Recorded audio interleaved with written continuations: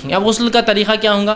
آپ حمام میں داخل ہوئے، چاہے پانی بکیٹ میں ہو، چاہے رننگ واٹر ہو، آپ کے شاور سے آتا ہو یا کوئی اور ذریعے سے آتا ہے. مختلف چیزیں آج کل ہوتی ہیں. شاور کے علاوہ بھی دیواروں میں سے پانی نکلتے ہیں آج کل، نیچے سے اوپر تک سسٹم ہوتا ہے اور پورے آنگ پہ پانی اڑتا ہے. آدمی کانچ کے ہوتے ہیں جنرلی، اندر چلا جاتا ہے اور اس میں سے پورے پانی نکلتے. بہرحال مختلف چیزیں اللہ نے دے رکھی ہے لوگوں کو، تو لوگ استعمال کرتے ہیں. بہرحال جو بھی ہو، آپ 3 بار وہ کریں گے. اپنی شرمگاہ یا جو وجہ بنی آپ کی غسل کی، وہ غلاظت کو آپ زائل کریں گے. ٹھیک ہے. اس کے بعد آپ وضو کریں گے جس طرح سے وضو ہوتا ہے. اب طہارت بیت الخلاء میں جانے کی دعا ہوا میں نہیں سکھاؤں گا، پہلے ہو چکا 2-3 ہفتے پہلے جانے کا، وہ سب پورا رفع حاجت کے مسائل ہو چکا ہے. تو لہٰذا میں اس لیے وہ بات نہیں رکھ رہا ہوں، ورنہ پھر اس کو ایڈ کریں گے تو کئی چیزیں اضافہ ہو جائیں گی، بہت مشکل ہوگا مجھے سمجھانا آپ. ٹھیک.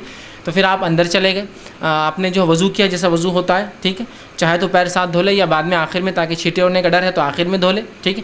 اس کے بعد جب وضو کا ہو گیا معاملہ، تو اس کے بعد آپ سر کو دھو لیں اچھے سے، تاکہ غسل جنابت ہے تو جڑوں تک پانی چل جائے. اس کے بعد سیدھے طرف بھگا لیں، مطلب شاور ہے تو آپ ادھر سے شروع کریں پھر ادھر آ جائے. ٹھیک. مطلب سیدھے طرف پہلے وہ کر لیں تاکہ سنت بھی ادا ہوتی ہے، اور پانی گر رہا ہے تو ظاہر سی بات ہے کسی ایک طرف ڈالنا نہیں ہے، صرف ایک طرف ہونا ہے آپ کو. تو سیدھے طرف ہو جائے، الٹے طرف ہو جائے، اور پورے آنگ کو مل لے.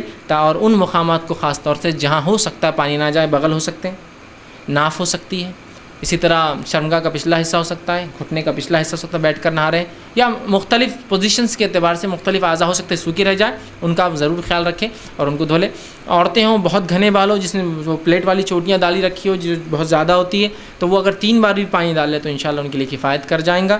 سہولت ہو تو بہت اچھی بات ہے، دھو لے. نہ ہو تو بہرحال ان کے لیے یہ سہولت بہرحال شریعت نے بہرحال دے رکھی ہے، اور پورا جسم جو ہے وہ کر لے مکمل. یہ بہرحال غسل کے تعلق سے کچھ باتیں تھی. بہرحال اس معاملے میں یہ بھی ہو سکتا ہے کہ مرد اور عورت، یاد رکھیے، ایک ہی برتن سے غسل لے سکتے ہیں. ایسا ہو سکتا ہے کہ گھر میں حمام ہو، نماز کا وقت کم ہو، یا دوسرے مسائل ہو کہ گرم پانی بعد میں نہیں ملیں گا، تو میاں اور بیوی، مرد اور عورت جو ہے ایک ساتھ نہا سکتے ہیں، تو ایک برتن میں سے پانی لے سکتے ہیں. یہ بات میں اس لیے رکھ رہا ہوں کہ بہت سے لوگ یہ سمجھتے ہیں کہ عورت کا بچا ہوا پانی ناپاک ہوتا ہے. ایسی کوئی صحیح روایت نہیں ہے یاد رکھیے. اس لیے کہ ماں عائشہ کی ایک روایت آتی رضی اللہ عنہا، جو ہے یہ صحیح روایت ہے، کہ وہ کہتی ہے کہ آپ صلی اللہ علیہ وسلم، میں نے غسل جنابت ایک ہی برتن میں سے، ایک ہی ٹب میں سے لیا، کہ میں ایک بار لیتی اور اپنے آپ کو دھوتی، اور پھر آپ میں ایک بار لیتے وہ مگ اور اپنے آپ کو وہ کرتی. رات کا وقت تھا.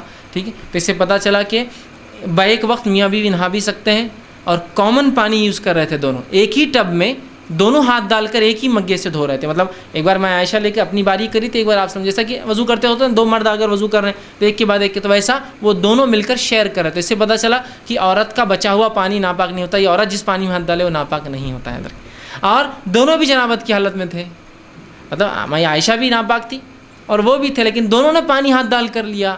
تو اس سے بات سمجھ میں آ رہی ہے کہ وہ بات درست نہیں ہے کہ عورت کا بچا ہوا پانی ناپاک نجس ہوتا ہے. بہت سے لوگ سوال کرتے ہیں کیا گھر میں عورتوں نے جو پانی استعمال کیا ہم کر سکتے ہیں؟ بالکل آپ کر سکتے ہیں، اس لیے کہ ویسے پانی کی قلت ہے، آپ بالکل یوز کر سکتے ہیں، کوئی مسئلہ نہیں. اس لیے کہ اس کے تعلق سے کوئی ممانعت کی کوئی روایت نہیں ہے، بلکہ یہاں تو صحیح روایت ہے کہ دونوں نے ایک ہی ٹب میں سے پانی لیا. وہ ہاتھ ڈالتی ایک بار اور وہ کہتی میں لیتی، پھر آپ ہاتھ ڈالتے اور آپ لیتے. تو بہرحال اس میں جو ہے کوئی مسئلہ نہیں ہے. ٹھیک ہے. تو یہ تھی چند باتیں غسل کے تعلق سے. مسئلہ بہت آسان تھا، بالکل ایک دم سمپل تھا، اور وضو کے مقابلے میں وضو سے بھی آسان نہیں ہے. تو وضو میں تو بہت چیزیں یاد رکھنا تھی، اس میں تو سب بھگا لینا ہے بس. ایک عام لحاظ سے اگر کوئی کہے کہ غسل کیسا ہو تو بس مکمل اپنے آپ کو بھگا لے، یہ غسل ہے. مکمل اپنے آپ کو بھگا لے، یہ غسل ہے. ٹھیک.